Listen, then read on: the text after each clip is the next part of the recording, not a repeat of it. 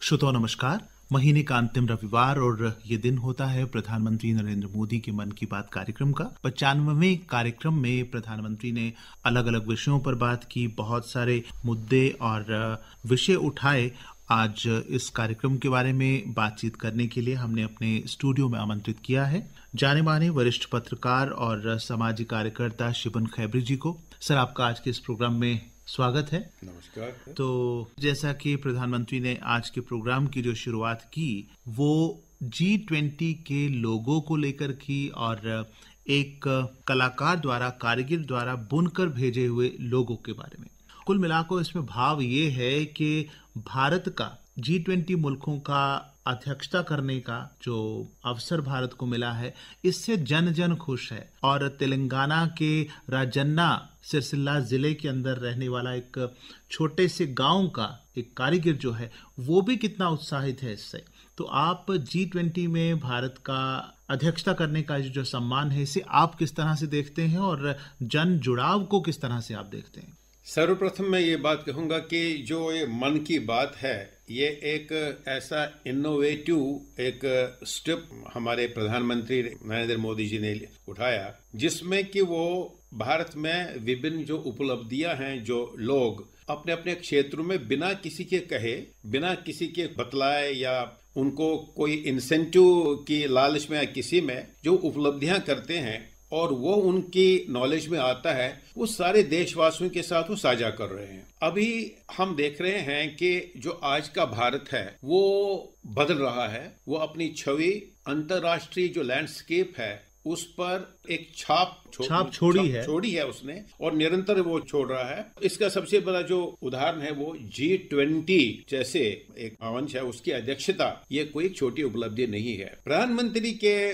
भाव से ये बिल्कुल आज लगा उनकी बात से कि देखिए कि तेलंगाना के एक गांव में एक राज जगन जी हैं, एक बुनकर हैं वो बाय प्रोफेशन जी। उन्होंने उनको G20 का एक लोगो हाथ से बनाकर भेजा और वो जो बहुत ही सुंदर है, और उस उपहार को लेते हुए उनके अंदर एक G20 के बारे में एक गौरव उत्पन्न हुआ, वो व्यक्त करता है। तो ये जो G20 की हम अध्यक्षता करने जा रहे हैं, इसमें एक वेबसाइट भी लॉन्च हुआ है और प्रधानमंत्री ये चाहते हैं कि, और उन्होंने ये कहा कि जिस तरह से हरिप्रसाद जी को G20 के महत्व के बारे में एक अभिमान सा हुआ, हर एक देशवासी में भी हुआ होगा, क्योंकि एक छोटी उपलब्धि नहीं है। उसका उन्होंने आंकड़ा दे दिया, क्योंकि प्रधानमंत्री हमेशा उनकी जुबान पर रेशोज, उनके पूरी तरह से फिगर्स एंड फैक्ट्स होते हैं। जो उन्होंने कह दिया कि वर्ल्ड की 2/3 पॉपुलेशन,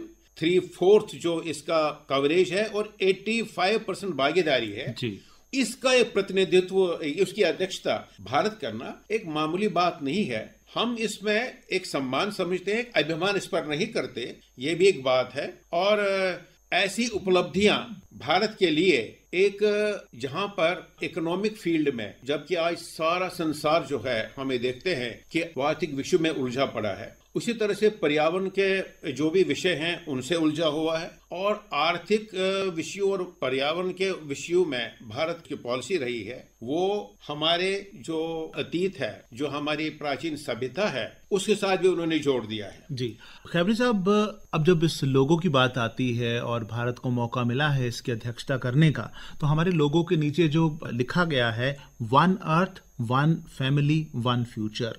इस मंच पर G20 के अगले साल के जो अधिवेशन होंगे उनमें अलग अलग विषयों पर चर्चा होगी, पर्यावरण पर चर्चा होगी, आर्थिक विकास के ऊपर चर्चा होगी और भी अन्य विषयों पर चर्चा होगी। लेकिन आज जो हम देखते हैं कि दुनिया में लड़ाई झगड़े हो रहे हैं, आपसी मतभेद हैं, यूक्रेन लड़ रहा है, कोई किसी का पेट्रोल बंद कर रहा है, कोई किसी का सी रूट बंद कर रहा है, यानी मतभेद और कॉन्फ्लिक्ट्स जो हैं वो आज फैली हुई हैं। तो भारत में G20 शिखर सम्मेलन का होना और भारत की तरफ से इसकी मेजबानी किया जाना, ये आने वाले दिनों में कौन सा संदेश भारत का, वसुधैव कुटुंबकम का संदेश किस प्रकार बताएगा, किस तरह पहुंचाएगा दुनिया के अलग अलग मुल्कों में कि हम सब एक हैं भाई, कोई अलग नहीं है, हमारी धरती एक है, हम एक परिवार हैं और हम सभी का भविष्य एक है।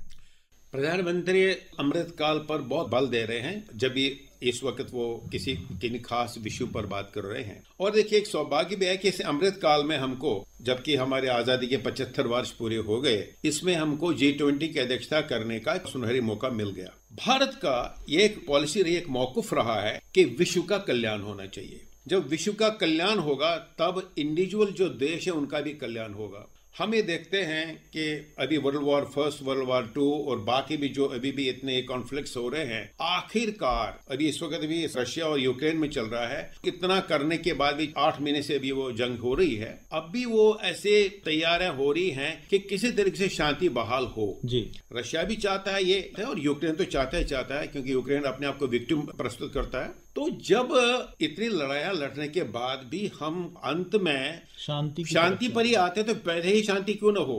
विश्व कल्याण का एक जो संदेश है, ये G20 की अध्यक्षता में भारत सारे विश्व को बोलेगा, जिसमें वो बोलेगा कि 1 अर्थ, 1 फैमिली और 1 फ्यूचर। उसी को वसुधैव कुटुंबकम के the entire world is 1 family, जिस पर आज का नहीं, ये हजारों साल की भारतीय प्राचीन जो सभ्यता है और प्राचीन भारतीय जो संस्कृति है, और इसको आप आध्यात्म से जोड़िए, आप इसको कल्चर से जोड़िए, आप इसको वे ऑफ लिविंग से जोड़िए, इसको बल दे रहे हैं। और ये अब संसार के प्रत्येक देश में जितने भी लोग हैं, जितने भी सरकारें, उनको ये समझ आ रही है कि जो वसुधैव कुटुंबकम क्या है। जी देखिए, हमारी प्रार्थनाओं का भी अगर जिक्र करते हैं तो हम वनस्पति में शांति चाहते हैं, अंतरिक्ष में शांति चाहते हैं, पूरी धरती में शांति चाहते हैं। तो ये गौतम नानक गांधी का जो देश है, इसका संदेश दुनिया को मिलना चाहिए और भारत के इन सिद्धांतों का फल भी पूरी दुनिया को मिलना चाहिए। क्या बात। इसके बाद खैबरी साहब, प्रधानमंत्री ने बात की जो नया इतिहास रचा गया है इंडियन स्पेस सेक्टर में, जो प्राइवेट सेक्टर का रॉकेट डिजाइन और तैयार किया गया प्राइवेट सेक्टर में, विक्रम एस जिसका नाम है, उसे लॉन्च करने की। खैर, अंतरिक्ष के क्षेत्र में आज भारत दुनिया में सबसे आगे बढ़ते जा रहा है और आज नौबत ये आई कि बड़े बड़े मुल्क जो हैं, विकसित मुल्क जो हैं, वो अपने सैटेलाइट्स हमें देते हैं कि हमें इनको लॉन्च करने में मदद कीजिए, आप इनको ट्रांसपोर्ट करके ऊपर ले जाइए। तो ये भारत की बड़ी अचीवमेंट है। मैं यहाँ ये पूछना चाहता हूँ कि प्राइवेट सेक्टर को भारत की तरक्की में, यहाँ की डेवलपमेंट में शामिल करना कितना जरूरी है, क्योंकि एक धारणा चली आती है कि ये सरकारी काम है, सरकार को ही करना चाहिए। ठीक, सरकार को करना चाहिए, लेकिन देश अगर मेरा है, आपका है, इसका है, उसका है, हर क्षेत्र का देश है, तो हर क्षेत्र को इसमें कंट्रीब्यूट क्यों नहीं करना चाहिए? चूंकि मन की बात जो है, उसका सार जो है, वो हम देखते हैं कि किसी भी तरीके से पॉलिटिक्स के साथ, राजनीति के साथ नहीं है। मगर जैसे हम प्राइवेट सेक्टर का बहुत सारा क्रिटिसिज्म हो रहा है कि प्राइवेटाइज हो रहा है जी, बहुत सारे संस्थान हमारे प्राइवेटाइज हो रहे हैं। अगर हम देखेंगे कि प्राइवेट सेक्टर कितना बड़ा रोल अदा करता है हमारा ये जो इकोनॉमी है, तो उसमें थोड़ा इकोनॉमिक्स का ज्ञान होना अनिवार्य है। इसके साथ में एक बात आपको जोड़ूंगा कि अभी भारत में हमारे जो डिफेंस प्रोडक्ट्स हैं, maximum defence products, even assault rifles हम इंपोर्ट करते थे। आज वो स्थिति है कि प्राइवेट सेक्टर को इन्वॉल्व करते, प्राइवेट पब्लिक पार्टनरशिप में अब इंडिया जो है वो इंपोर्टर की जगह वेपन्स एक्सपोर्टर कंट्री बन गया है। 84 ऐसे आइटम्स हैं जिनका इंपोर्ट हमने बंद किया और अब वो एक्सपोर्ट, अभी उसकी नुमाइश भी लग रही थी, पीछे एक बहुत बड़ा एग्जिबिशन भी अब हुआ था जिसमें बहुत सारे कंट्रीज आ रहे हैं और निरंतर ऐसे एग्जिबिशंस हो रहे हैं। इसी तरह से ये जो पहला रॉकेट बन गया जिसको नाम रखा इन्होंने विक्रम एस जी, तो इसमें एक बड़ी बात है जिस पर प्रधानमंत्री ने विशेष ध्यान दिया, वो ये है कि ये सस्ता है जी।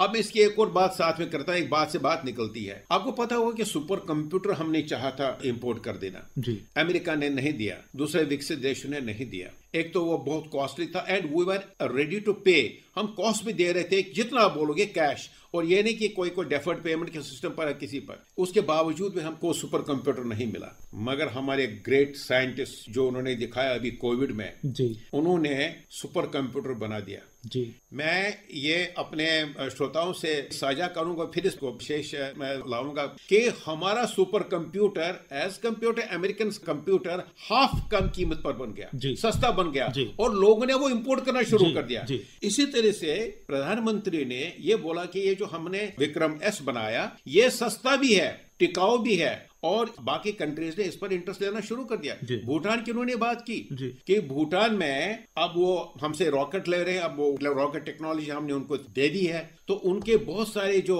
मसले हैं जो इसके अभाव में जूझ रहे थे अब उनसे वो हल हो जाएंगे। तो जो ये प्राइवेट सेक्टर निजी क्षेत्र है, निजी क्षेत्र को बढ़ावा देना और उसकी कोई अपेक्षा करना ये हमारे इकोनॉमी के साथ बिल्कुल ज्यादती होगी। तो हमें उनका जो कंट्रीब्यूशन है उसको इग्नोर नहीं करना है, बल्कि उनको हमें बढ़ावा देना है। उनको जो भी हमें पीछे गवर्नमेंट की प्रोटेक्शन चाहिए, क्योंकि अंततः ये जीडीपी में ही ऐड होता है, हमारी जीडीपी की ग्रोथ बढ़ती है। तो जो स्पेस क्षेत्र है, हम स्पेस क्षेत्र में सीना चौड़ा करके बोल सकते हैं कि भारत ने एक अपना निच बनाया है। और साथ ही साथ देखिए ड्रोन टेक्नोलॉजी की उन्होंने बात की, तो ड्रोन टेक्नोलॉजी में भारत कितना कर रहा है। अब तो खेतों में अगर हमने कीटनाशक का छिड़काव करना है या बीज बोने हैं या मैपिंग, और ये सारा काम ड्रोन की मदद से हो रहा है। और उन्होंने जो हिमाचल प्रदेश के किन्नौर के एप्पल्स की बात की, तो उस इलाके में जहां पर ट्रांसपोर्टेशन उतना अच्छा नहीं है, सर्दियों में बर्फ होती है, तो वो किस तरह से एप्पल को एक जगह से दूसरी जगह ट्रांसपोर्ट करने में उसका इस्तेमाल कर रहे हैं। ये तो किसानों को इससे हम कहते हैं ना, किसानों को कहां से लाभ होता है, किसानों को ऐसे लाभ होगा, इससे लाभ, और ये पेरिशेबल आइटम है। जी ये तो बात हुई विज्ञान की और टेक्नोलॉजी की। अब चलते हैं हम भारतीय परंपराओं की, भारतीय कला की, भारतीय संगीत की।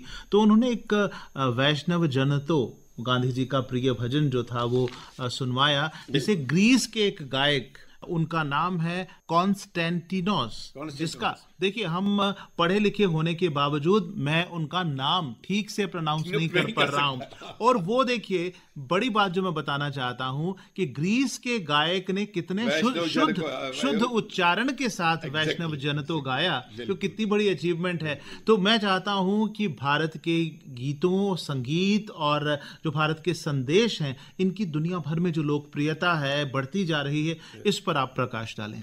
मैं ये कहूंगा कि मुझे बड़ा खेद है कि हमने इतने रिच विरासत जो है हमारी, जो हमारा एक इतना बड़ा एक ट्रेजर है, इसको किन्हीं कारणों से अब तक हमने उतना प्रोत्साहन नहीं दिया प्रचार और प्रसार का जितना होना चाहिए था।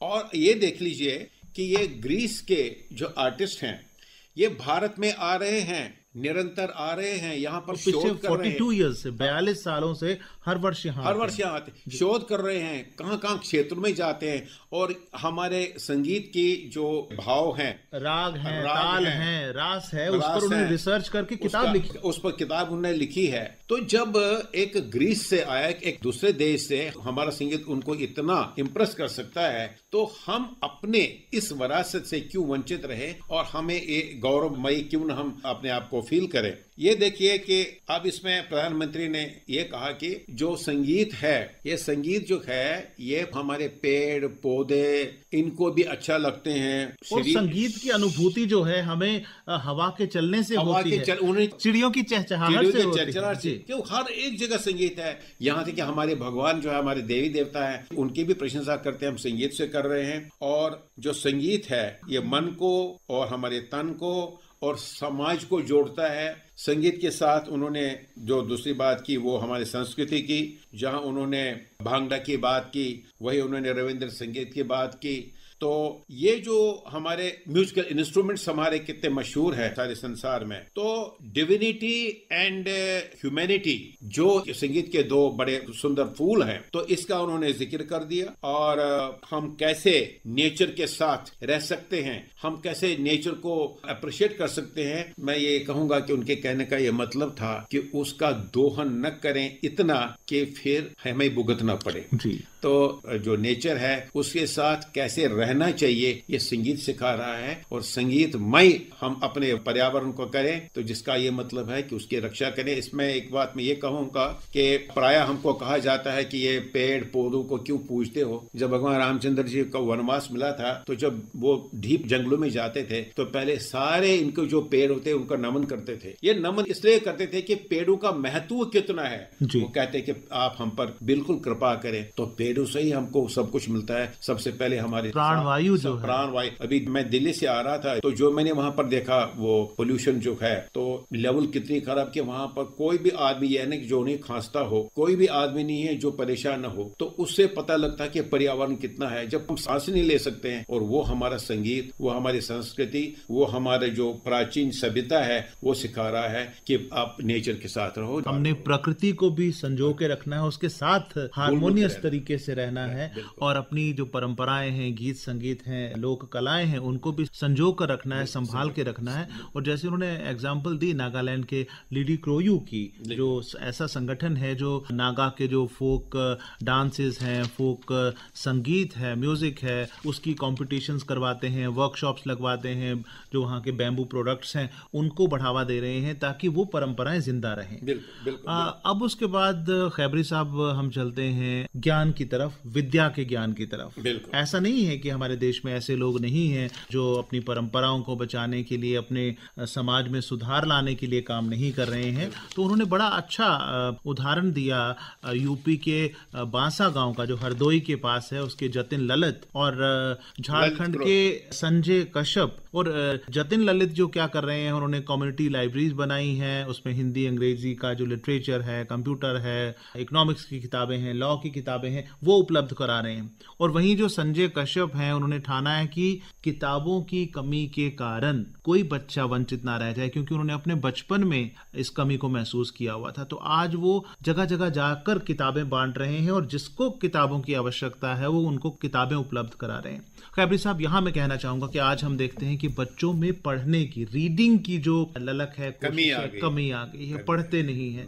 तो पढ़ना, रीडिंग कितना जरूरी है अपने वर्तमान के साथ, अपने भूत के साथ, अपने भविष्य के साथ जुड़ने और मिलने। आप क्या कहना चाहते हैं? इसमें ये देखिए कि विद्या अगर भारत माना जाता था तो ह्यून सांग और ऐसे ऐसे जो दूसरे देशों के यात्री यहाँ पर ज्ञान की भूख मिटाने के लिए नहीं आते। नालंदा, टैक्सिला, ऐसी इतनी बड़ी बड़ी यूनिवर्सिटियां जो वर्ल्ड की सबसे सर्वश्रेष्ठ यूनिवर्सिटियां थी, विश्वविद्यालय थे, यहाँ पर नहीं होते। और जहाँ पर हजारों ने लाखों की तादाद में ऐसे मैन्युस्क्रिप्ट और ऐसे अनमोल विद्या के भंडार थे, जो अपने देश के तो सही दूसरे देशों के भी विद्यार्थी आते थे विद्या ग्रहण करने के लिए, यहाँ पर रहते भी थे। तो जैसे कि विद्या का दान सबसे बड़ा दान है, और विद्या जिसको दे दें न उसको कोई चुरा सकता है, जो देता है न उससे कोई चुरा सकता है। प्रधानमंत्री ने एक कोट भी किया कि विद्या धनम सर्वधर्म धर्म, तो इससे बड़ा कोई धर्म है ही नहीं। तो इसमें एक आह्वान किया प्रधानमंत्री ने। ये दो जो आपने एग्जाम्पल्स दे दिए, एक तो जतिन ललित का जो यूपी के हरदोई से है, और दूसरा झारखंड से संजय कश्यप जी का। ये देखिए कि जतिन ललित ने 3000 किताबें जो हिंदी लिटरेचर पर है, इंग्लिश लिटरेचर पर है, दूसरे विषयों पर है, वो कैसे उन्होंने एक एक करके वहां पर उसका संग्रह कर दिया, ताकि पूरी तरह से जिनको भी किताबों की जरूरत है वो किताबों का लाभ उठाएं, वो पढ़े। वहां पर बच्चों के लिए भी उन्होंने ऐसी किताबें रखी कि जो उनको वो कॉमिक्स हो, चाहे उनमें वो कुछ सीखने की चित्रों द्वारा या दूसरे चीजों के द्वारा जो उनको भाए, वैसी किताबें रखी हैं। और जैसे आपने बिल्कुल कहा कि आज इंटरनेट आया है, कंप्यूटर आए हैं, तो हम किताबें जो हैं शेल्फों में ही रह रही हैं, किताबें नहीं पढ़ी जा रही हैं, मगर किताबों का महत्व है, अपने लाइब्रेरीज का महत्व है। इसी तरह से जो संजय कश्यप ने किताबों की कमी दूर की और उनको जो एक नाम मिला है लाइब्रेरी मैन। देखिए, मैं इनको महाभावी कहूंगा कि इनका त्याग देख लीजिए कि जहां जहां ये जा रहे हैं, इनकी बदली हो रही है, वहां वहां ये लाइब्रेरी स्थापित करते हैं जी। एक इनका शौक देखिए, किसी का शौक क्या होता है, इनका शौक है कि मैं लाइब्रेरी बनाऊं, किताबें लाऊं, किताबें बांटूं। तो ऐसे ये जो एग्जाम्पल्स हैं, जो ऐसे उदाहरण हैं प्रधानमंत्री ने हमसे साझा किया, ये खाली हमें सुनने के लिए नहीं किया, इसमें एक प्रेरणा है, इसमें एक संदेश है। जिस भी किसी क्षेत्र में हम कोई भी काम करना चाहें वो करें। वो कहते हैं कि ऐसा करके आप मुझे भी कह सकते हैं, लिख सकते हैं, ताकि मैं आपकी उपलब्धियां जो हैं देशवासियों के साथ अगले प्रोग्रामों में ऐसे करूं, ताकि हम भी अपने क्षेत्र का गौरव बढ़ाएं कि हमने कुछ अपने क्षेत्र के लिए किया है। जी खैबरी साहब, आप एक समाज सेवक भी हैं, सामाजिक कार्यकर्ता भी हैं, पत्रकार भी हैं, तो आपके माध्यम से मैं चाहूंगा कि हमारे सुनने वालों, खास तौर पर माता पिता और अध्यापकों को आप किस तरह से ये संदेश देना चाहते हैं कि वो अपने स्टूडेंट्स, अपने बच्चों के अंदर इनकलकेट करें रीडिंग हैबिट्स। उसके लिए कोई आप टिप्स दें ताकि हमारी आने वाली जो जो जनरेशन है उनके लिए किताबें बीते समय की कहानी ना बनकर रह जाएं? ये आपने एक ऐसा विषय छेड़ा है कि आज जो विचारक हैं, जिनको हम इंटेलेक्चुअल भी कहेंगे, वो इस पर दुखी हैं कि लोग किताबों से दूर होते चले जा रहे हैं। अध्यापकों से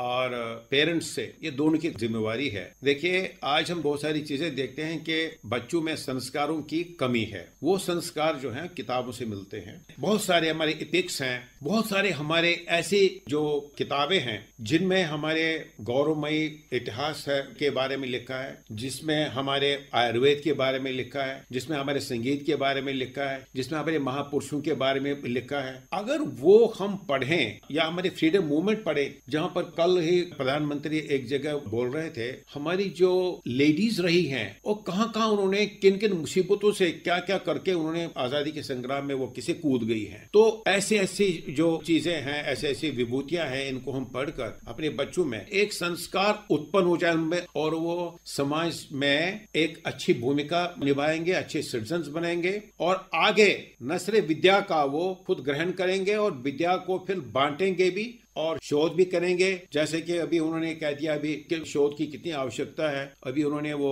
डिजीज के बारे में भी बोल दिया। एक वो मस्कुलर डिस्ट्रॉफी है, सोलन में उसका सेंटर है, जहां पर मानव मंदिर उसको नाम मानव मंदिर उसका नाम है। अब वो तभी वहां पर स्थापित हुआ जो उसमें लोग हैं, जबकि उन्होंने किताबों का अध्ययन किया है, बहुत ही घोर अध्ययन किया, और अध्ययन करते करते शोध भी कर रहे हैं ताकि इस मस्कुलर डिस्ट्रॉफी का एक इलाज निकले। आज समाज जो है बहुत सारी ऐसी चीजों से ग्रस्त है जो कि बहुत ही डीप अध्ययन से, पढ़ने से, शोध करने से ही मुमकिन हो सकता है। किताबों की महत्वता इससे बहुत बढ़ जाती है। जो आपका संदेश है वही जो आपने बोल दिया, वो अध्यापकों पर और पेरेंट्स पर और खुद फिर अपने स्टूडेंट्स पर पूरी तरह से वो जिम्मेवारी निभानी है। और जैसा आपने जिक्र किया कि आज मन की बात में उन्होंने मस्कुलर डिस्ट्रॉफी की जो बात की, जो बीमारी है, इसी तरह अनेक प्रकार की बीमारियां हैं। कुछ बीमारियां हमारी जो दिनचर्या है या जीवन का बदलता लाइफस्टाइल है उसकी वजह से हो रही हैं, और कुछ ऐसी हैं जो हमारे खान पान की वजह से, उसकी वजह से हो रही हैं। किताबों के साथ ही हमारा आयुर्वेद है, हमारा यूनानी है, हमारा